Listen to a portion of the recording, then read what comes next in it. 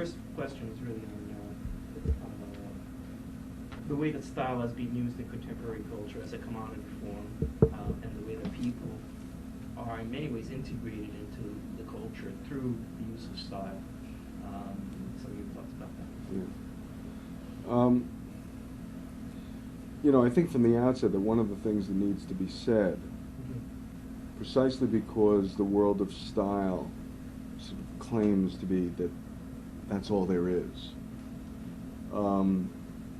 When I tend to think about style, my impulse is to try and connect this world of image and this world of pure representation to sort of other aspects of the society in which it exists. In other words, my instinct is to assume about any society that the way in which images operate is connected to the way in which people live within that society.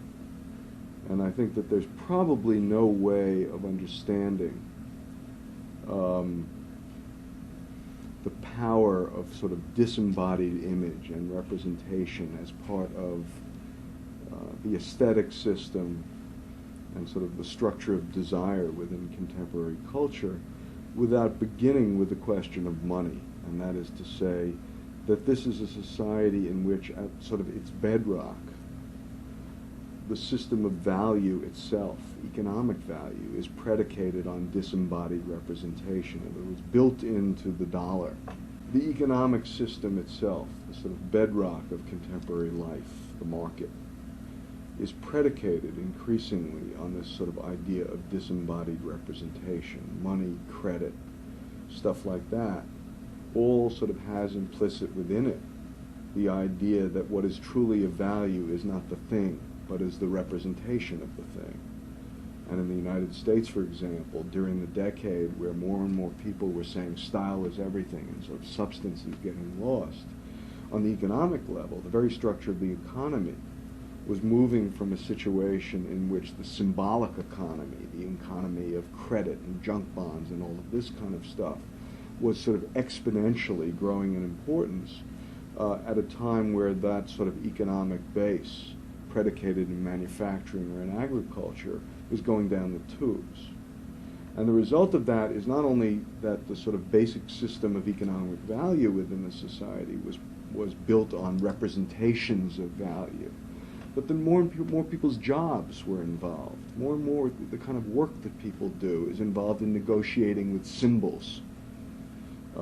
Whether it's working in advertising or other promotional industries, or whether it's working in banking or stocks and bonds or insurance or all of that kind of stuff.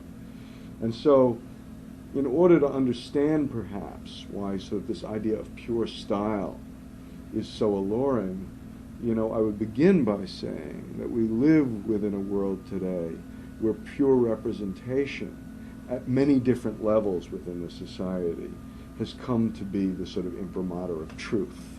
Okay, within the framework of a society where the play of symbols, stands at the heart of economic life, the play of symbols has come to affect more and more aspects of people's everyday lives, and I think that's really where we come to the question of style and sort of this overemphasis, or this, forget putting even a evaluative judgment, this enormous emphasis on questions of image and self-presentation and so on. There are sort of various things at play. One of the realities with which we live is that we live in a consumer society, a society where the basic measure of economic health in the market is the ability to have people using up and disposing of what they have and replacing it with something new. And one of the basic ways in which the market has built the premise of disposability into it is through the use of style. And so this kind of transformation of everything into style, up to and including life itself, people talk about the lives they live as lifestyles, is a sign of the way in which sort of the inner fabric of existence has become more and more affected by a world in which the flutter of images replacing images, has come to sort of dominate sort of economic life, the life of the market, etc. So I think that's one aspect of it, other than sort of accepting style on its own terms. I would say that the prevalence of style and the prevalence of image is to some extent rooted in the bedrock of an economy based on representational value, and is to some extent also predicated on a market which depends, in fact, on the constant circulation and displacement of goods with other and new goods. And one of the basic ways in which that takes place is through the process of style. It began really in the fashion industries. By the 1920s, that tendency of changing fashions, it was being applied to all different kinds of goods. In the car industry. The car industry was the next to pick it up, but bathroom scales and appliances and all kinds of stuff, even labelings on cans, corporate logos, and so on.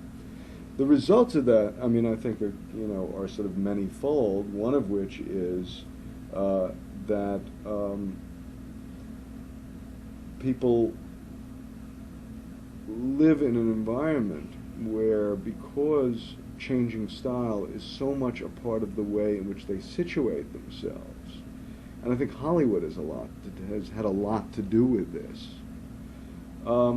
where image and style have become increasingly the lens through which people understand a lot of social and historical processes.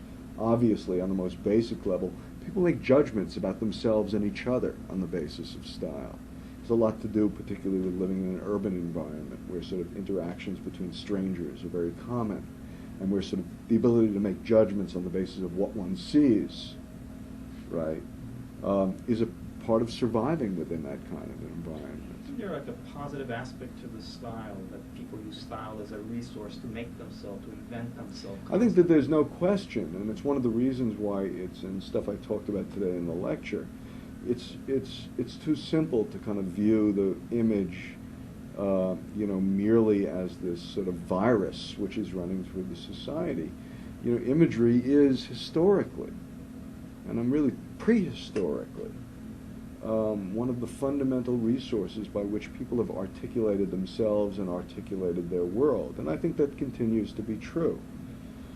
I do think, however, that within a society where sort of style has become essentially this fundamental currency of existence, and where to a large extent people's access to style comes through the marketplace and is in certain ways tied into the sort of engines of disposability, that each one of us, in sort of employing style as a sort of voice of self-expression, also is caught sort of between that sort of desire and instinct towards self-expression and sort of self-actualization, collectively or individually.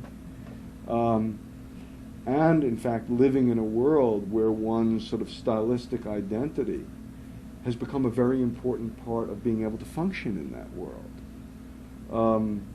When I ask my students what is the sort of primary thing that they think about in going to a job interview, the immediate thing that they start talking about is the way that they would dress. That there is a recognition, and I think this becomes accentuated in a service economy, that self-presentation is not merely just you speaking for yourself, but it's a job category. Whereas 100 years ago, sort of technical skills or mechanical skills or agricultural skills were these sort of fundamental aspects of what it meant to be a creative person or a productive person or an employable person. Today, self-presentation in a lot of areas has become one of the most basic aspects of what it means to be employable, to be a sort of viable person within sort of the social and economic marketplace. And so all I'm saying is that I think that people are very much pulled between the idea that through image they can in fact say things about themselves, even raise questions about their world on an imagistic level, and also the recognition that the kind of fixation on the play of images is not something that's totally in their control, and that to a large extent is fired by other aspects of the society, the economic structure, the system of disposability, the nature of work in a service society, and so forth. There's another question. This has to do with image and reality. There's a lot of discussion here about the original and the copy, image and reality. As though perhaps reality in itself is unproblematic. Absolutely. And see, I think that sort of image-reality split is a dead-end kind of issue. My assumption is that the images with which we are confronted and express ourselves in contemporary culture are as related to our reality as the images used by, say, the Mayan Indians in talking about the processes of the moon, or that were used in various other customary cultures to speak about, people living in agrarian societies, creating an aesthetic which in certain ways was all about fecundity and the growth of plants. People living in a fishing culture, creating an aesthetic which is all the tendency, which is all about the sea and about the sea as the source of life. And I think the tendency of a lot of moderns, and in certain ways I think a very problematic tendency of people in the contemporary world, is to assume that those people created an imagery which was embedded within a way of life, but that our imagery sort of floats nowhere, and that sort of reality and substance have become removed from one another. I would suggest that that's not the case, and that rather what has happened is that reality has changed along with the image changing. And that, just as one would find within, say, the arts of certain customary cultures, a place in which image spoke articulately about what it meant to be a person, spoke articulately about what it meant when one talked about values, spoke articulately about what it meant when one talked about the relationship between people and their material environment, about issues of social relationships and power. I think that within the imagery of contemporary life, those same issues are there. That is to say, reality is not some sort of static given found in some sort of primordial nature. Reality itself, if what we're talking about is kind of lived experience, is something which, like images, have a history. And I think from a critical vantage point and from an analytical vantage point, what we really need to do is not just to go on and on, kind of bemoaning the sort of triumph of simulacrum and sort of, bemoaning, the idea that sort of image and reality have nothing to do with each other, but in fact really confronting the ways in which imagery are a map by which we can come to know our reality more closely. And perhaps if we develop certain kinds of interpretive approaches to the world of the image, come to understand our reality more critically. In other words, when I, for example, in my teaching, or even say in the lecture today, get people to look at images closely, I'm less interested, although a first step obviously is getting people to look at and start trying to read and make sense of the image world.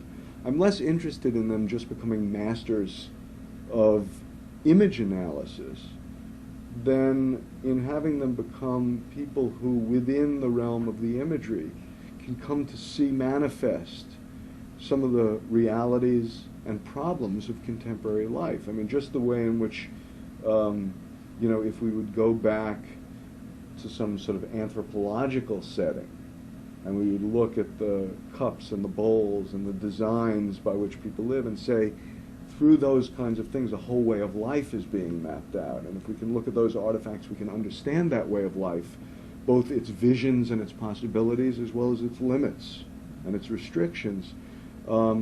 My sense is that the study of the world of the image in contemporary culture can yield the same possibilities, the ability to really look at the world and look at reality and understand it more intelligently. That's actually one of the things that I really wanted for you to talk about. I think you've done it very eloquently, this split between image and reality and that kind of stuff, which is an important one. Often gets lost.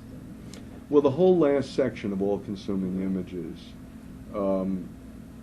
which is on sort of the politics of style in contemporary culture, takes these sort of fundamental areas of life, power, value, the relation between people and the material environment, and examines those questions imagistically. And I would say that the kind of embedded agenda within that section of the book is really to get people to appreciate the synchronicity that exists between the realm of image and a way of life. I think one of the real limits of sort of postmodern analysis is that it is often sort of accepted the idea of the disembodied image at face value, and that we live in a world where there is no reality anymore, that we live in a world where there is only image. And let's put it this way, if we live in a world where image is taken over, it's because reality itself has become a place in which image has taken on a particularly powerful function in everyday life. And so, I'm very committed to doing what, to a large extent, people have abandoned, and that is really trying to resituate our understanding of images within the world as it is. And I basically assume that the world is comprehensible, and that the flutter of images, which often makes it, within, say, postmodern theory, seem sort of beyond analysis, almost, and that the analysis becomes that it's beyond analysis, is an example of sort of intellectual life really reneging on its responsibility to make the world more coherent, understandable. Yeah, in many ways, it's when you talk about images, it's the same way that anthropologists talk about goods as markers and absolutely, when people relate to each other. Absolutely. I think it's not something I learned particularly through academia, but I was as a person, I grew up in a family which over a 3-generation period had moved from being immigrant people very sort of wedded to a material way of life to becoming, in my own case, sort of a child of the American barbecue that was taking place in the post-World War II era, kind of this new consumer culture in which image was everywhere. And I think because in certain ways, in my own sort of autobiographical experience, family, grandparents, parents, at different generations, I almost sort of intuitively understood that the way of life that was being proselytized in my immediate environment was very particular and was very at odds with the way in which other people had seen things.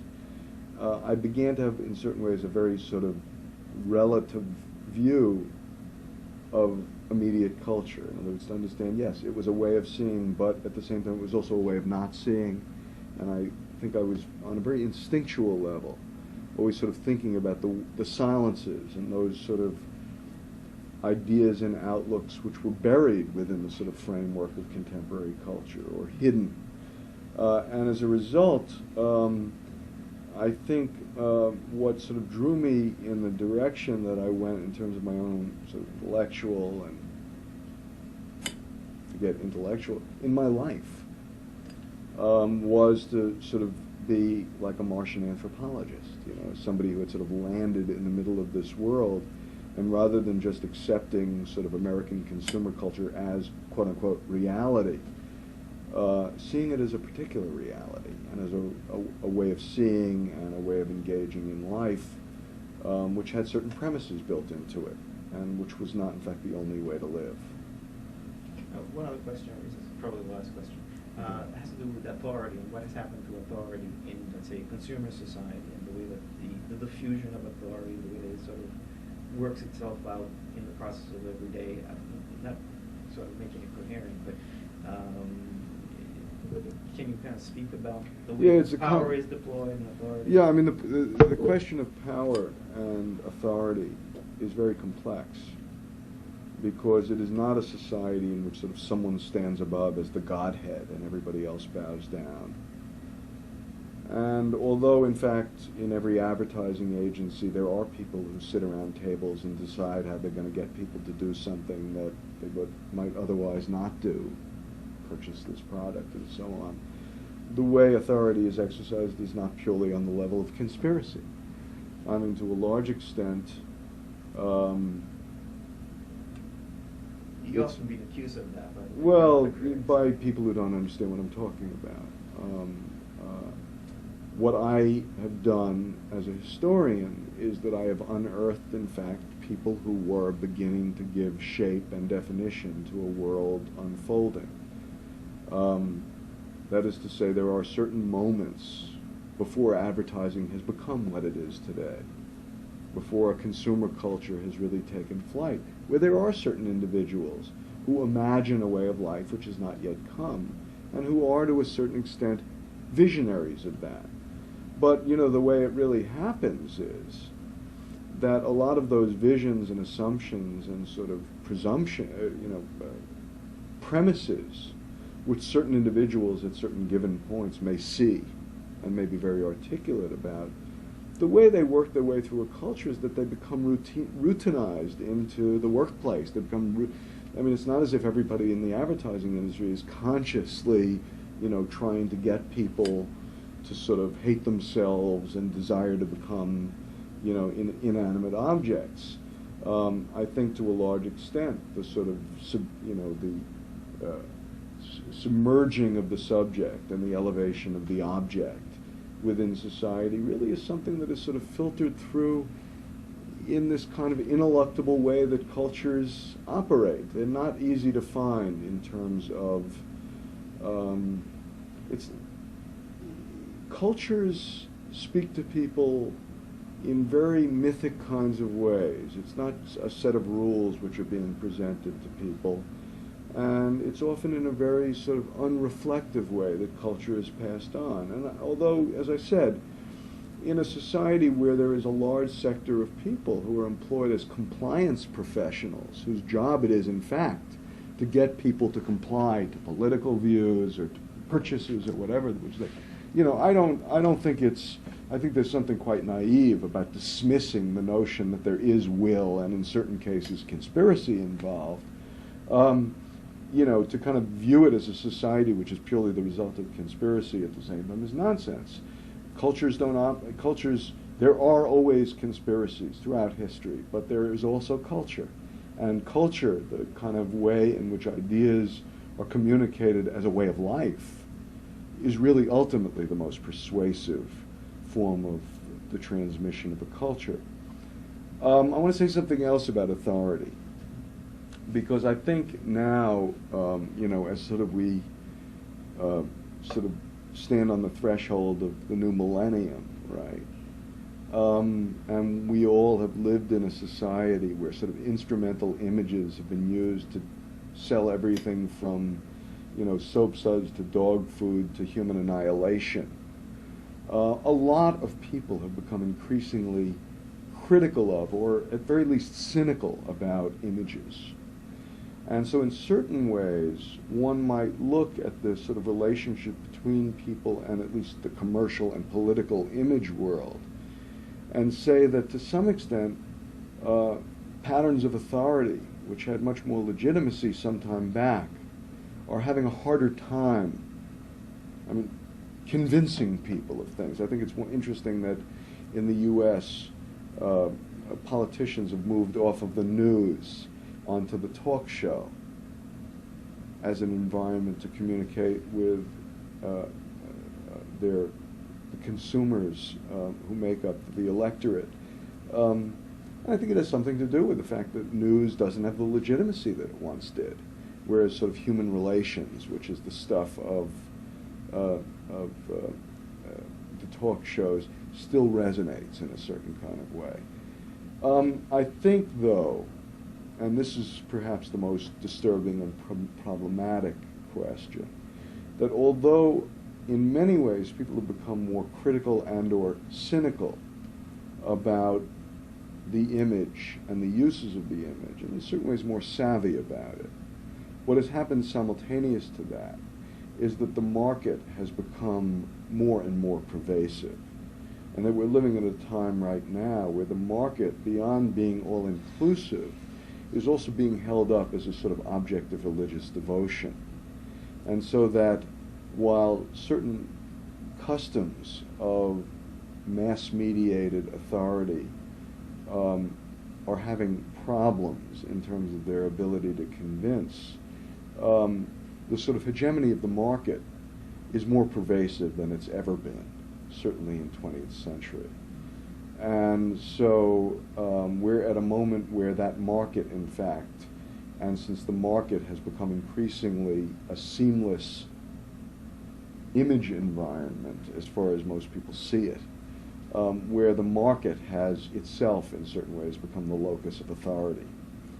So I don't think that the sort of cynicism about more traditional uses of imagery necessarily means that we're moving sort of beyond authority and into a kind of anti-authoritarian mode.